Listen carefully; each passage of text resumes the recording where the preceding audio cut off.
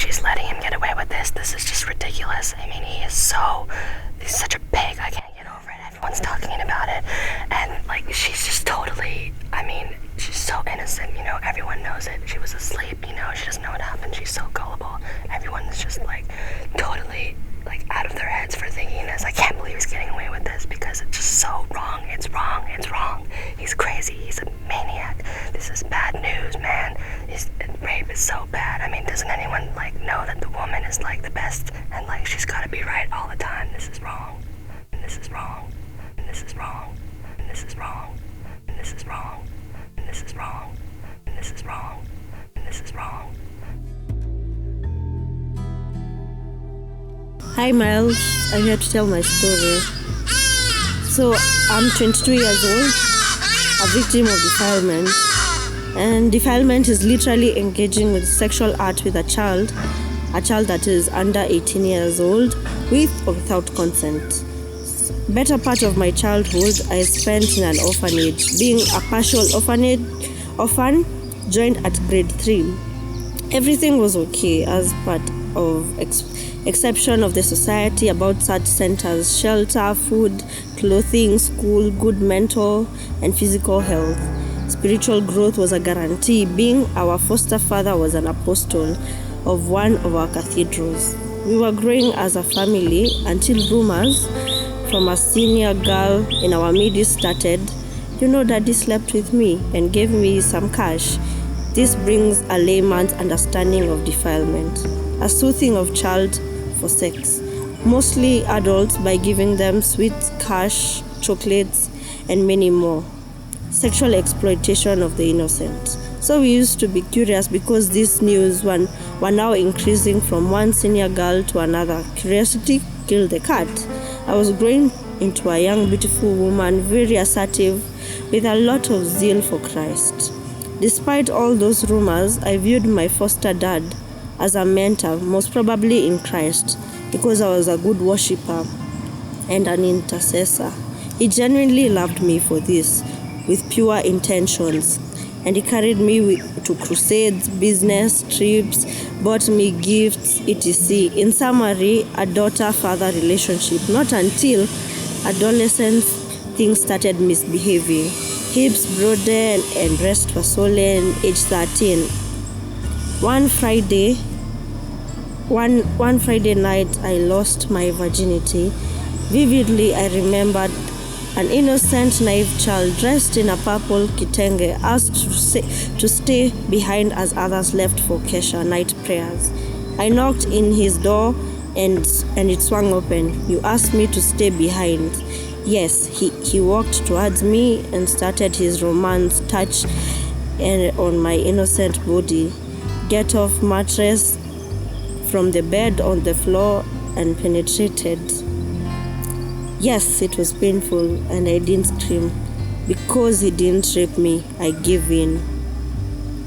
I know some will ask, did I enjoy the act? I don't know if I did. I didn't know the sex is for pleasure. I knew it was a sin. After committing, you repent. Fear of not talking about it in earlier stages is because I was a child and nobody will believe an apostle and a married man, highly respected, could do that. And also, being a lot of girls in the orphanage were victims, that both feeling of it's my turn, and I was loved, and I saw other girls being given pills. Whenever we had sex without protection, he would give me these small tablets, so I didn't get pregnant, and I don't have any sexual transmitted diseases, thank God. From my story, yes, my dad changed the whole school and had a new management, but this act of defilement is still an issue in the same orphanage. My prayer is for the reader and listener that one day we'll come to the rescue of these innocent souls. Did my foster dad face the law? Yes, he was sued by the missionaries over some difference they had. Defilement, the major issue. After girls gone several talks and false promises, A few gave in to be witnesses, tabling evidences of abortion, children, etc. The rest are history. He came out of jail and acknowledged his mistakes, and today he is a changed man, a great minister of God. He is my father. I still love him, and I had forgiven him, but the stubborn spirit in him had to tell him he had to let him he hated me now. That I know my worth, I let it go by not staying in the past. We are good. I am a woman today, a true feminist, because of the positive impacts that have happened in my life later. Yeah. So how I cope with my situation, it's neither bad nor good, but I'm undergoing recovery process from when I knew my worth as a woman. I thank God that this experience, though painful, I got an affirmative effect. I can't cheat. I only love one person. I can't have a series of many people. And I am a very liberal feminist. Yeah. I went to Nai for some theater business, and so my mom said I should stay at my stepbrother's house. I agreed, and after all, he's my brother. So that day, he came home drunk, and he started touching me inappropriately. I tried to push him away. I even slapped him. I guess that angered him even more because he was drunk. Then he held me down and threw me on the floor. I tried to leave, but he was too strong. He dumbfounded me, and the rest happened. So I came back, mentioned it to my mom, and she said I was just lying. I just don't know what to do. I take the anxiety and shut it in. I have no idea what to say to anyone. I was to meet my friend for a business story idea that we had to do together, and it was quite far. So I decided to go with an Uber, and he promised to pay. And when I got there, he did pay, and we left. At first, I thought it was a restaurant kind of meeting because it was a business story. So to my shock, we went to a pub instead. And since I had not been drinking for a while, I rejected the drinks that were being offered, but he insisted. So I decided to take Tusker Cider instead. But he insisted that I should take some gin, so he bought half of it. I didn't really want it, so my initial plan was, if I finish my Tusker Cider, I will say I'm full and I don't want any more. So in the middle of our conversation, as I'm taking my Tusker, he asked, I get a call, and I had to leave because it was an important call and the pub was loud. When I come back, my drink was more, and he insisted that I should finish so that we can continue with the business idea. By the time I was done, I couldn't comprehend most of everything that was happening around me, and I don't know what was happening. So I remember that he told me we are supposed to go upstairs, and when we got there, I was alone most of the time, and I was looking for my phone, probably because I was thinking I should get away from this place. So he had my phone, so I couldn't leave. And surprisingly, he had talked to my mom and said everything's fine. We were talking about the business idea that we were to have, and he assured me that everything's fine. And when he came in, it was like a room that he had booked. He told me to sit next to him and gave me a small tablet. honestly, I don't know why I agreed to it. I think because of being in the influence, and I think that's where I lost everything. I don't remember what happened, what went on. All I remember is me trying to find an Uber to go back home, and it was quite late. It was about 9, getting to 10, and I didn't know what to explain to my parents, that I was drugged and I don't remember what happened. They wouldn't believe me because they've talked with the person, and the person had already told my parents he had left and was already 300 kilometers away from where I was, and they believed him. So I had to go home and face the bitter accusations that my parents had. But I knew I was not okay. My body was in pain. I was in so much pain, and I kept calling and asking this guy, what did you do? And he kept quiet. He said that he doesn't know. He was also drunk, and furthermore, he was also a lawyer, so I had no chance against him because he's one that is important in this town, and I had to let it go because I wouldn't have any say. Everyone believes a good man in the society who is a small girl trying to make money going to look like. So I literally don't know what to say, because that was the most painful situation I had to go through. Yeah, I don't know.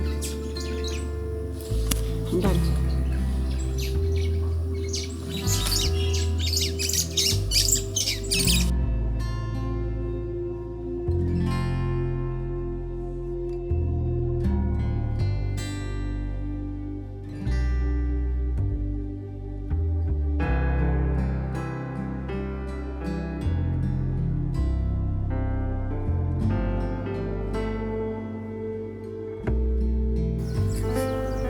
Welcome guys to our new episode today. Today we're going to be talking about consent of sex. With me I have here a very good friend, and she's going to talk about consent of sex. Her name is Wambui Mwangi. I'll give her a chance to introduce herself. She tells us what she does and how we will be able to prove consent, to be able to identify consent and to define consent. Welcome Wambui. Thank you very much. I'm glad to be a part of this show. So as you've heard, my name is Wambui Mwangi, and I recently graduated from UN School of Law in December. So you can call me a lawyer, I guess. So as you've heard, today we are here to talk about sexual consent, and I'll take you through the guidelines and the definition of what consent is in Kenya. And also, apart from law, I'm passionate about writing, fashion and styling. Yeah, so that's basically it. Fantastic. Glad to have you here. Thank you. And thank you for coming. You're welcome. So, you've had the 3 cases that were said today by a very good person who has volunteered to tell us their story. So, let's first and foremost start with the definition of consent. What is consent? So, consent is when a person voluntarily agrees to the desires and proposal of another, and in this sense, it's sexual activity rather. And it should be without coercion and abuse. So you should do it willingly. Yeah. And in addition, consent can be revoked, and it can be revoked at any time. Yes, we can agree to do it, but when we reach that moment and I decide not to do it, you ought to respect me and respect my decision of not wanting to be a part of it. Yeah. So when it comes to consent, I think there's some guidelines that people should follow. Yeah. So what are some of these guidelines, or which we know of, or which are there in the law? So in Kenya, there is a Sexual Offences Act that outlines everything that has to do with sexual matters, sexual activities. So in Kenya, when you're above 18, and when a victim is above 18 and is being sexually abused or sexually, without their consent, that's termed as rape, and it's under section 18 of the Sexual Offences Act.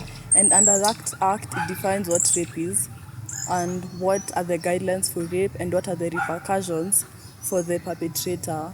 And when you're below the age of 18, and that's basically a child, and a child is a person who's under the age of 18, and that's called defilement. And you as a perpetrator, you'll have committed the offense of defilement. Yeah.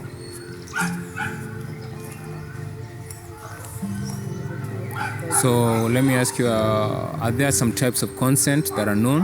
Yeah. So in sexual consent, there is affirmative consent, and affirmative consent means when both parties voluntarily agree to have sex with each other, like both of you affirm, yes, we are going to have sex, yes. And if one party doesn't agree, then there's no consent there. So okay, what is the legal age for consent of sex?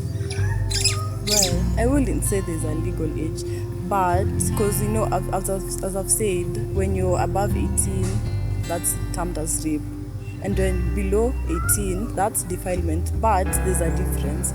So when you're below 18, the issue of consent is not there. So when you're below 18, you can't say, like, a perpetrator can't come and say the child consented or they consented to me having sex. If you had sex with someone who's below 18, there's no consent and you have committed the offense. But I've seen you can use the defense of, when let's say you're accused of defilement, you can use the defense of, I didn't know, I asked this person what their age was and they lied to me they were above 18, and that in the court of law you can be acquitted, but you have to prove that you as a person didn't know and the child lied to you of their age. Okay. All right, to my final question, and now this is where like things might get tricky, or let me give an example. Victim A, or let's say me. I've gotten myself by mistake. I'm raped. And now the whole process whereby you go report, get you try and get like a police, OB, So how does someone a victim rather, or a survivor of rape, how does that person is able to prove consent, or rather me as a, okay, let me put it like this, I've gone out, say with a girl, and we've had fun and all that, she's in the mood, I'm in the mood, and then things go down. And when things go down, and maybe she regrets, how things went by, and then it's here, then she's saying, or she's accusing me that I've raped. Me as I won't say a victim, me as a person who's been accused, as an accused, how can I prove consent with my lawyer? Like, this lady agreed to have sex with me. So this is how does one try and prove that there was consent between two people? So, in my knowledge, there's no definite way to prove consent. So when it comes to the court of law, you have, when you're accusing someone, you have to come with evidence. So let me put it in a simpler way. When it's a girl who's accused someone, you have to, for your evidence to be admissible in court, you have to come up with a medical report from the hospital, and there has to be certain things that need to be checked for you to prove that you are raped. So there has to be things like there were tears found in the vagina, you come up with clothes that had dirt, that were torn, that had blood. So in that, it shows that indeed you are raped or defiled. And also, in certain circumstances where we talk, we have WhatsApp messages, and you try flirt with me or you try talk me into having sex, and they tell you no, and then you tell me something like, tukipatana na wewe utajua. You see, no, I can use that and I can prove that there was no consent there. Have I answered your question? Yeah. So from what I've understood, the medical report is really important. It's key. It's actually key. It's actually key. Yeah. All right.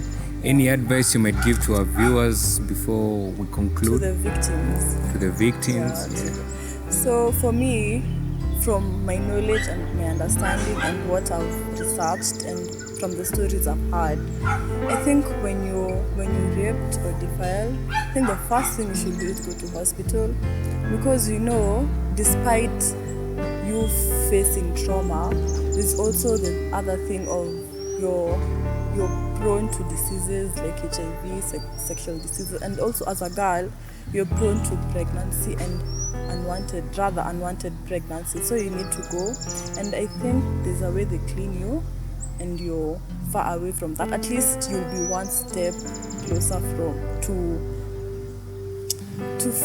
I wouldn't say feeling better, but at least you're safe in some aspect. And also you should report to the police so that you get justice. I know it's hard, but just do your best and just try and report, and whatever happens, and you hope you get justice. And also therapy.